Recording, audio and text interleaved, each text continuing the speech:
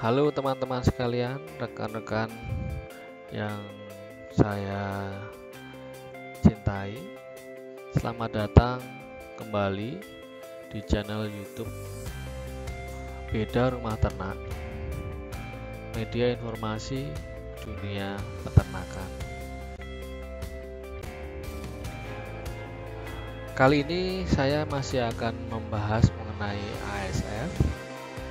Setelah sebelumnya di seri pertama saya membahas apa itu ASF, sekarang ini kita akan sedikit belajar bersama kejadian ASF itu sendiri di Indonesia dan apa yang sudah dilakukan di sini. Sebelum kita melihat kondisi di Indonesia, ada baiknya kita juga melihat update dari global. Jadi ini adalah update dari OIE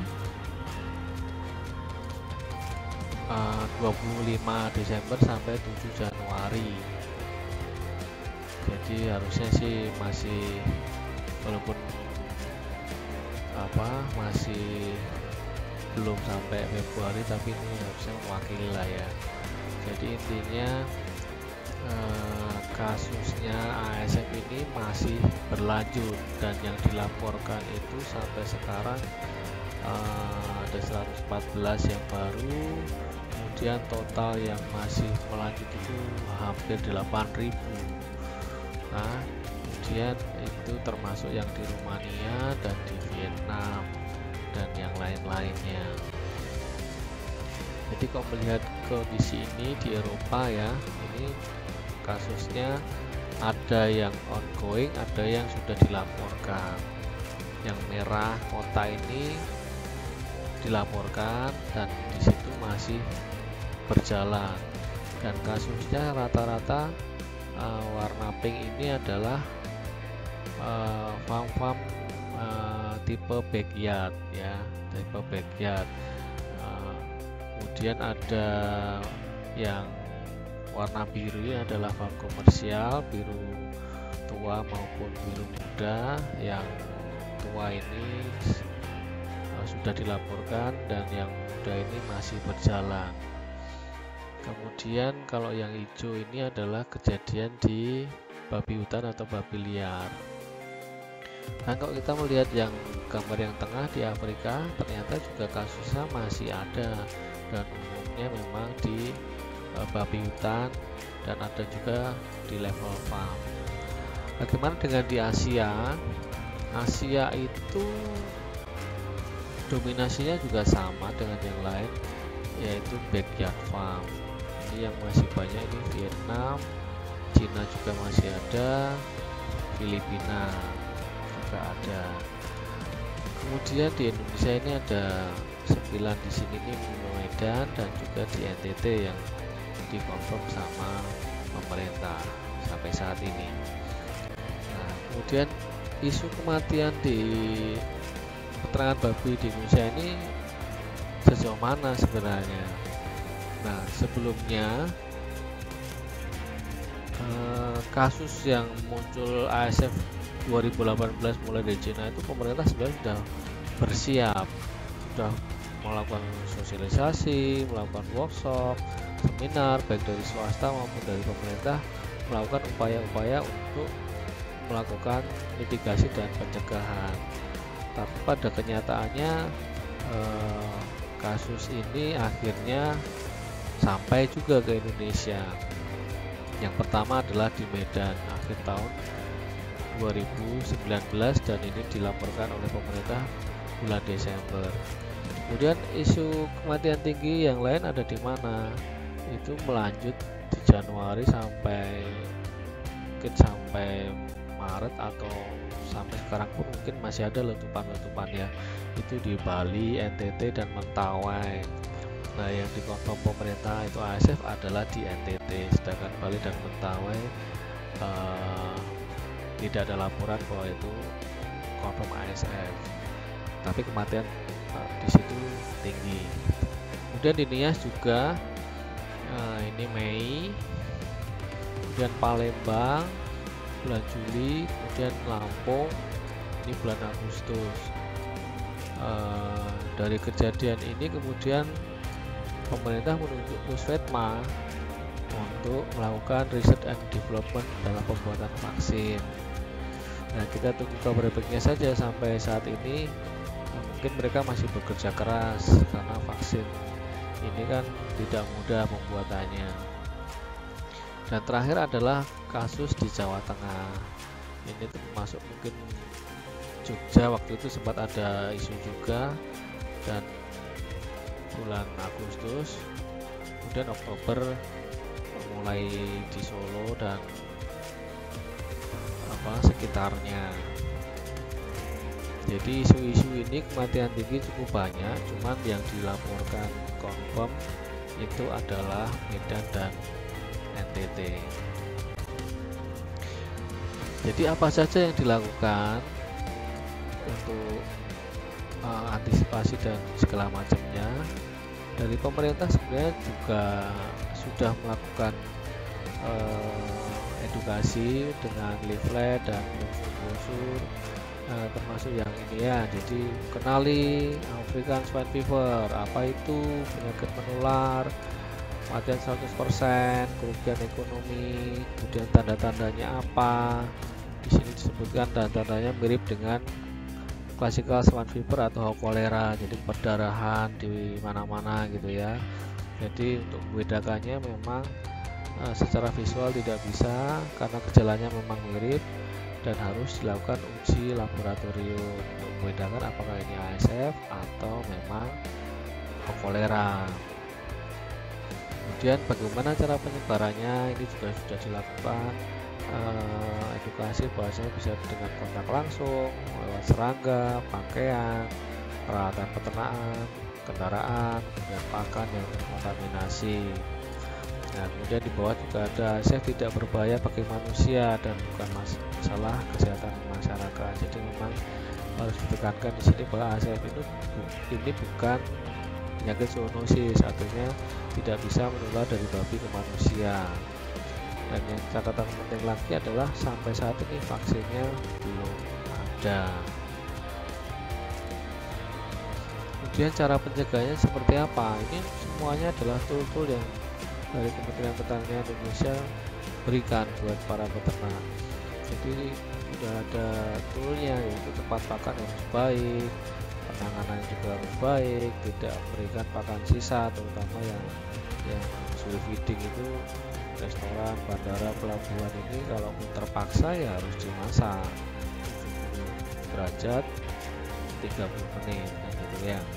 Kemudian apalagi langkah cerdasnya untuk mencegah apa? Ya pembersihan dan desinfeksi. Karena vaksin tidak ada, obat tidak ada, otomatis kita harus mengoptimalkan program biosecurity. Ini dari pemerintah juga misalkan ada pemakaian air bersih, tempat ganti baju dan sepatu, kemudian sebelum keluar masuk kandang harus ganti pakaian dan alas kaki, kemudian desinfeksi tangan yang benar dengan sabun dan desinfektan, ada celup kaki atau celup alas kaki gitu kan, desinfektannya juga harus tepat. Ini disebutkan ada kresol, NaOH, formalin, sodium karbonat, kloroform, iodofor, asam fosfat, dan deterjen non-ionik disebutkan bisa membasmi virus ASF. Kemudian apalagi, yaitu setiap kendaraan yang masuk harus disemprot dengan desinfektan. Kemudian pembersihan kandang harus dilakukan secara rutin dan minimal 3 kali dalam sehari, sehingga semuanya tujuannya adalah untuk meminimalkan resiko. Jadi biosecurity ini menjadi tameng utama dalam mencegah kejadian ASF di kandang. Kemudian apa yang dilakukan peternak lainnya, yaitu adalah pengawasan lalu lintas manusia, barang, dan hewan, karena memang ini isu yang selalu mencuat. Seperti yang video saya yang pertama juga bicara mengenai faktor humannya, jadi karyawan, tamu harusnya dibatasi, kemudian barang-barang harus didesinfeksi dan tidak boleh asal keluar masuk ke kandang ya. Kemudian tidak bertukar alat-alat kandang termasuk pakaian atau sepatu atau yang lainnya ya. Dan dari sisi hewannya juga, karena hama, kalau kemarin saya sempat bilang ada lalat dan nyamuk, ada potensi dan ada penelitiannya, itu semua harus dikendalikan, termasuk di sini disebutkan hewan pengerat atau tikus. Nah, ini bisa menjadi faktor mekanis dalam penyebaran ASF. Jadi semuanya harus komprehensif dilakukan bersama-sama.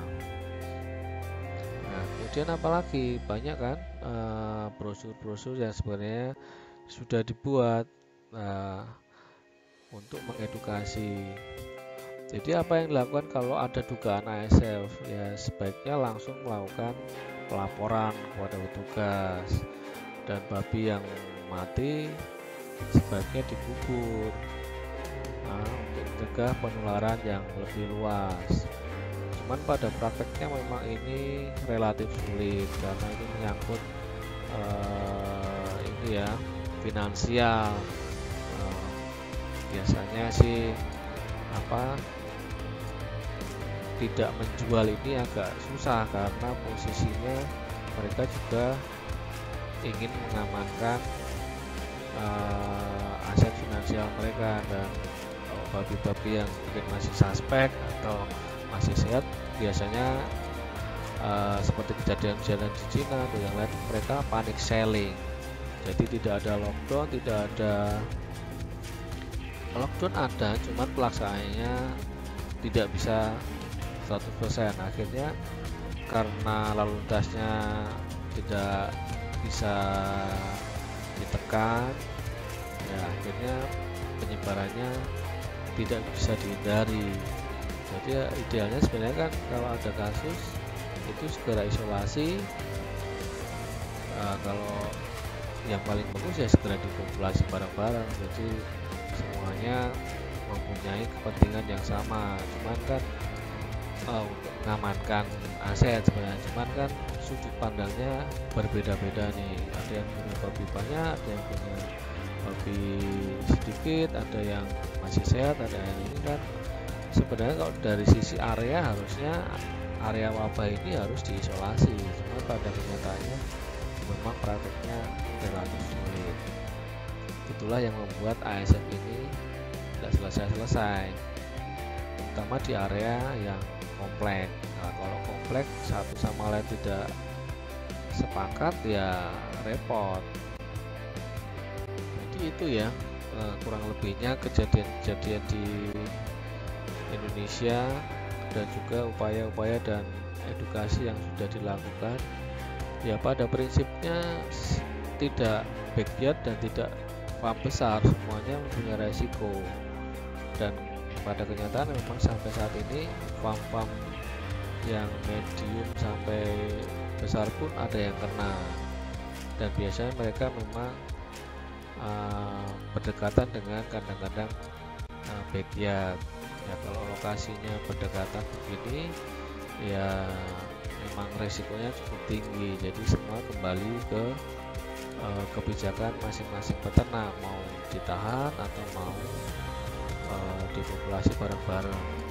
Tapi prinsipnya kalau ada outbreak seperti kasus-kasus di Eropa, mereka lakukan depopulasi, jadi segera dibersihkan, segera dikosongkan, cleaning, desinfeksi, istirahat kandang, kemudian masuk lagi. Itu yang mereka lakukan. Nah, pada praktiknya di Asia memang cukup sulit, termasuk teman-teman di Cina, di Vietnam, Filipina ini kesulitan, terutama di area-area yang memang pada kenyataan di Asia ini kandang babi itu kompleks ya. Jadi satu lokasi itu bisa lebih dari 5 peternak, ada malah 10 peternak. Nah ini kalau tidak dikondisikan manajemennya atau perlakuannya minimal sama, ya penyakitnya bisa saling tular menular. Kalau ada vaksinnya sih tidak masalah, kan kalau kasus ASM ini kan tidak ada vaksinnya, sekali kena satu komplek bisa habis, itu resikonya. Jadi kalau kita udah tahu resikonya, harusnya kita bisa sama-sama untuk mencegahnya. Jadi ini ada referensi yang saya ambil dari macam-macam ya, dari berita-berita kematian itu ada di mana aja, Bapak Ibu bisa lihat di sini.